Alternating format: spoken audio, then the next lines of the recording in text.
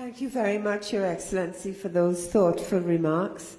We're very much encouraged by the approach and the concrete measures being taken to assist us in the fight against corruption. Ladies and gentlemen, our next speaker is Mrs. Helen Drayton, who will deliver the keynote address. Mrs. Helen Drayton was Independent Senator in the Parliament of Trinidad and Tobago for 8 years.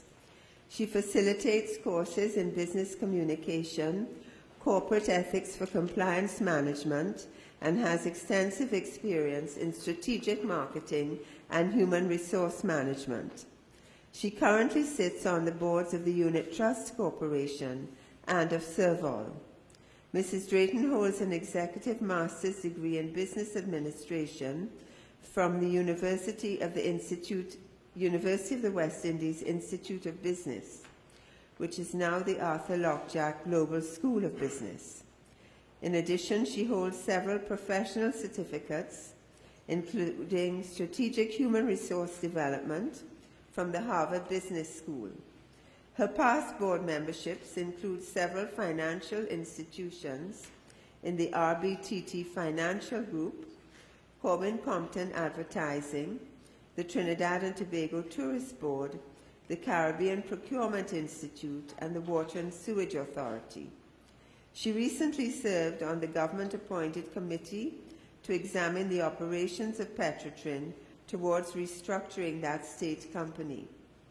Mrs. Drayton was President of Reutech, Chief Executive Officer of United Way Trinidad and Tobago, Vice President of the World Federation of United Nations Associations, and a board member of several humanitarian organizations, including the Trinidad and Tobago Red Cross Society, the Blind Welfare Association, the Express Children's Fund, and the UNDP National Steering Environmental Small Grants Committee.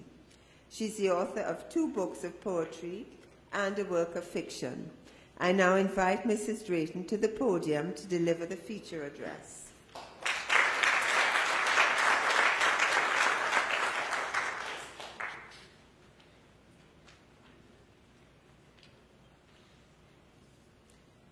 Mr. Dion Abdul, Chairman, Transparency Institute, and the Vice Chairman, Mr. Martin Farrell, and members of the board of TTI, government representatives, heads of missions and members of the Diplomatic Corps, Justice Melville Baird, Chairman of the Integrity Commission, Mr. David West, Chairman of the Police Complaints Authority, Mr. Thackeray Driver, President of the Energy Chamber of Commerce, officials of the public service, representatives of civil society, ladies and gentlemen, members of the media, good morning.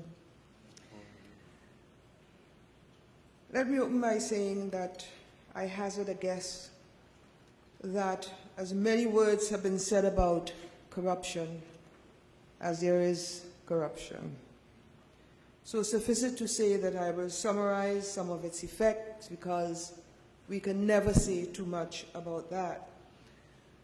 But before I continue, I think it is necessary to commend all those persons who are involved in the various law enforcement agencies who work diligently to stand between criminals and ourselves.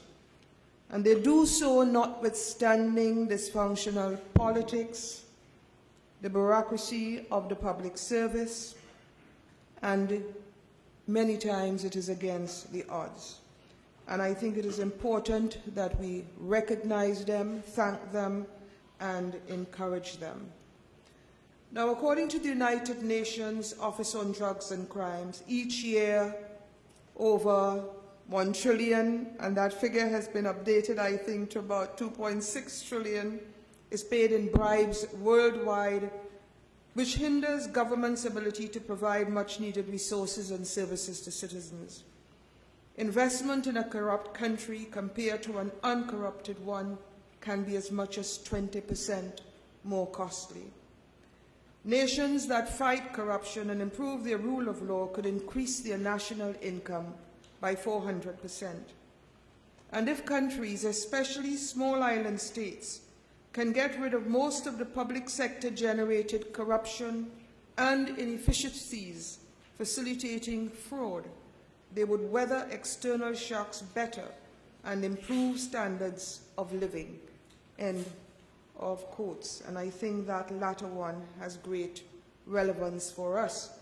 It stands to reason, especially in this country with its bounty of national wealth, which were it not for the high levels of corruption, inefficiency, and lack of foresight, we would better withstand the exogenous shocks that come our way about every 10 years. Now, falling oil prices, like the price of any commodity, is par for the course. And there are critical trends in that regard. It happens about every 7 to 10 years. And the billions of dollars that were siphoned off as a result of corruption, had those dollars been put to productive use with respect to diversification programs, relevant primary education and primary health care, I think today we would have better withstood the effects of the current economic situation. We know corruption is the friend of poverty, but I want us to think of poverty not only of those without access to basic needs, but rather those who are poor in willpower. With due respect to this government, much of the corruption we hear about is in the high-risk area of government procurement of goods and services, from the purchase of stationary items to building roads and bridges. The bigger the projects in the category of grand corruption, the more vulnerable to large-scale bribes linked to elections, campaign financing, and self-enrichment. And I'll come back to that. However, the cumulative effect of fraud in high-volume, small items purchases, categorized as petty corruption, is equally significant. Now, often the politicians would say, well, show me the proof, show me the evidence of all this corruption. But we see and feel the effects every day when we drive on our roads, walk on the pavements, visit the hospitals, visit our children's schools, and look at the basic facilities, look at the walkways, look at where they have to play, the parks, the playgrounds, the stadia, the degradation of the environment, and perhaps most of all, our sense of safety and security. Corruption has already corrupted our democracy, and it has done so because it has denied justice for our citizens. Because the proceeds of crime have to find a haven, we pay financially and emotionally, and we don't mind paying if we would see productive results. And many of us here could identify with the frustration when we have to open a bank account, buy a car, take out insurance. We have to complete multiple forms, provide utility bills in our name, produce forms of identification for every transaction, and at the same institution we have been doing business for years. Now, all these activities have a cost, and those costs are passed on to us, but here is the rub, and this is where I want to get to in this presentation. The corrupt practitioners escape the law. While anti-money laundering and combating financial terrorism laws create an opportunity for transparency in financial transactions, a major issue is the status of frontline agencies, such as the Financial Institutions Unit, the Integrity Commission, and the Police Complaint Authority. They can't prosecute cases. From what I have gathered, the FIU is a well-managed institution. It executes its mandate well, which is to detect and deter money laundering and financial terrorism in the collaboration with law enforcement agencies, regulators, and international counterparts. But all it can do is to report cases or suspicious transactions to law enforcement agencies for them to investigate. And that institution is located, I think, in a very peculiar place, which is the Ministry of Finance. In its 2017 report, a total of 877 suspicious transactions were detected to the value of $22 billion. And that represented, in terms of the numbers of suspicious transactions, a 19% increase over the previous year and a 58% increase over the period 2013 to 2017. So there is a positive trend in these statistics, and that is that the banks and financial institutions are complying with their anti-money laundering obligations, never mind the inconvenience, and their know your customer responsibilities, and they are actively monitoring their systems. And the FIU is doing an excellent job in training employees of the reporting institutions and building awareness of corrupt activities. With respect to the increased corruption in all forms, trends point to the coupling of individual and private company accounts, repatriation of funds via wire transfers, remittances to foreign individuals by nationals, by non-nationals resident here, and breaches of the foreign currency control laws.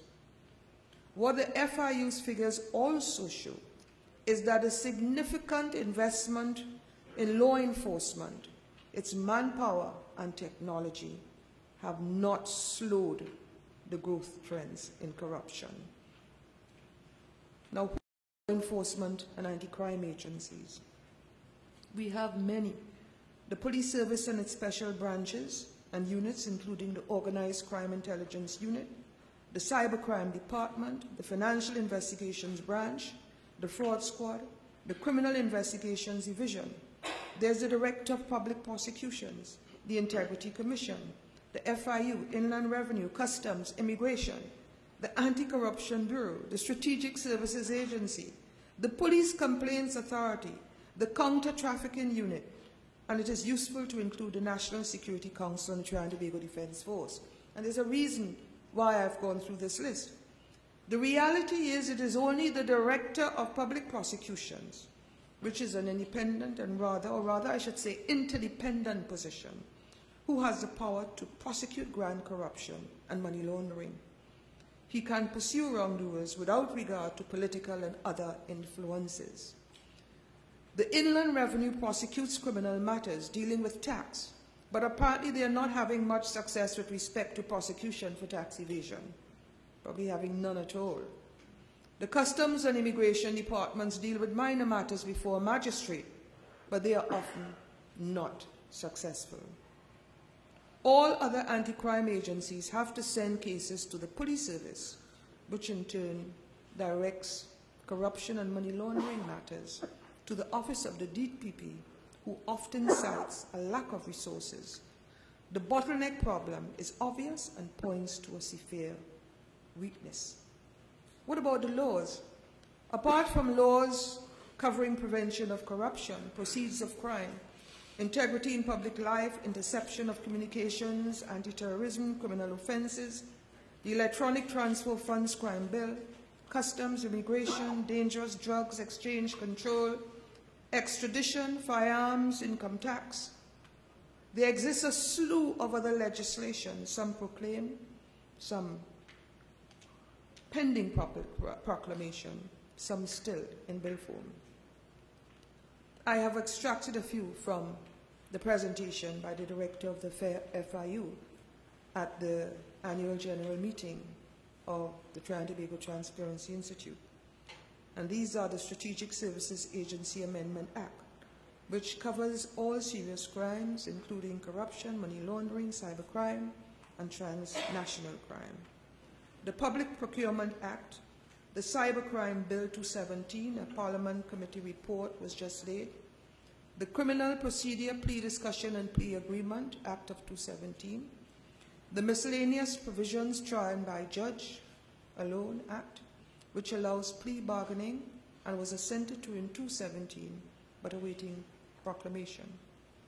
The Indictable Offences Pre-Trial Procedure Bill, which abolishes preliminary inquiries, and that has been identified as a significant factor adversely affecting the criminal justice system.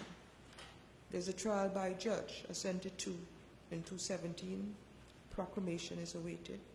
The Gambling and Betting Control Bill, a parliamentary committee report has been laid. This sector is vulnerable to infiltration by money launderers and terrorist financing. The miscellaneous provisions, the mutual assistance in criminal matters, proceeds of crime, which will involve the FIU, the Customs and Exchange Control. Bill of 2017, which is in reading. This proposed law widens the power of the central authority to lend assistance to criminal tax offences. It should hasten court proceedings by making money laundering offences triable by magistrate or on indictment. It empowers the FIU to share financial intelligence and information and requires changes in registered officers, directors, owners, partners, or compliance officers of a supervised entity to be reported to the FIU within 30 days. The Corporate Societies Bill and the Credit Unions Bill have lapsed. These are essential pieces of legislation not only to protect depositors, but because the FIU has detected a high number of suspicious transactions by non-banks. But there is a glaring gap, and it is that which will bring transparency to financing of elections campaigns. Campaign financing legislation was high on the government's agenda, as well as whistleblowing. And it is unfortunate that we are now nearly midway in an election term and neither is in sight. Although it is well known that much corruption happened in the award of public contracts to campaign financiers who undermine the democratic process of election, stifles competition, inflates prices, and in short, they steal from us. What therefore is the problem? And why can't we make more progress with prosecutions? Frankly put, laws cannot be a substitute for competence. It cannot be a substitute for good leadership. It cannot be a substitute for efficient operational systems and processes. Add good talent and critical thinking. Laws are not enforced. Evidently, there is much inefficiency and bureaucracy and possible bottlenecks at the DPP's office. There are issues of leadership and management competencies and skills. If even there is detection, as there is a scarcity of successful prosecutions, pointing to the quality of evidence. And of course, the weaknesses we hear about every day in the judicial system. In cases where there is obviously irrefutable evidence, these cases drag on, not for weeks and months, but for generations. And most of us here can name a few high-profile cases, and where there's a requirement for extradition, obviously that is frustrating. The Integrity in Public Life Act, it lists persons to file declarations, but I think that has a weakness in that it does not target management officers involved in procurement operations. And a lot of the bacchanal, as we would say, actually take place at that level. This agency cannot prosecute other than through the DPP's office. Then consider the millions of dollars spent on commissions of inquiries, and to what end? If even the outcome of such inquiries are loaded with incidences of wrongdoing and corporate wrongdoing, no one is held accountable. We can all cite CLICO and HCU. To throw your hands in the air is to resign the country to chaos. There is chaos, but we have not hit bottom. There's much opportunity to do better. In last night's news, we heard that 17 persons have recently been charged for corruption, so let's be positive. I did hear amounts of $5 million, but then the FIU reported $22 billion in suspicious transactions. But, you know, we have to thank God for small mercies. And the recommendations. I don't just want to point out the weaknesses and criticize it, make a few recommendations. We have to considerably enhance the ability to gather credible evidence to nail criminals. We have to strengthen the office of the DPP with the necessary expertise. We need to review the status of the Integrity Commission, the Police Complaints Authority, and the FIU as solely monitoring and reporting agency. They hold a lot of promise to be independent, to attract a good pool of talent who will be rewarded appropriately. And if we don't have the expertise, let them import it until we train up our people. We need more aggressive activism by the TTTI and other civil society groups. And I know they need a lot of help. They need money. Often they need legal advice so they won't get into trouble. And that is an area probably our international partners could also look at. And we have to thank our international partners, because from what I heard over the Carnival weekend, were it not for them, well, things might have turned out differently. And respectfully, I think policy should be re-examined from the level of Cabinet and the National Security Council. From what I gather, the NSC's role is to consider threats to the national security of Trinidad and Tobago and formulate policy at a strategic level. I want to respectfully suggest it considers or reconsiders, reevaluates what are threats to national security. I would imagine that failure in the performance of agencies responsible for law enforcement is a threat. If port scanners are not functioning, or 60% of cargo vessels are not checked by the Customs Division, perhaps that should be, if it is not already, on the agenda of Cabinet and the NSC. If the FIU Integrity Commission and the Police Complaints Authority cannot prosecute, then should their status be reviewed? If untrained young men who probably haven't more than a primary school education can block up the country's main arteries in and out of Port of Spain at will, then that should be a priority, because it says how easily trained terrorist fighters can do exactly the same and worse. If people can get away with breaking the law, they will break the law. If the country does not have the forensic skills, as I have said, for improved detection and successful prosecutions, that too should be on the agenda. These are not operational matters, but critical strategic issues. No one invaded Venezuela. Corruption did, in all of its political, legal, and civil institutions. Corruption and blood crimes are imminent threats to the stability of the country.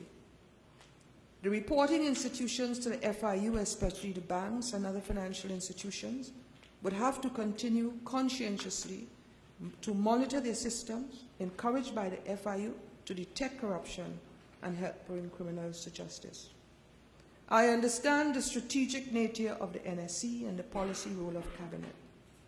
But since the earliest days of humankind, the first responsibility of leaders of the tribe was safety and security of the tribe's members. The leaders of the tribes led the charge. Today, safety and security remain the primary responsibility of governments everywhere. The difference is the leaders are protected. Many members of the tribes are not.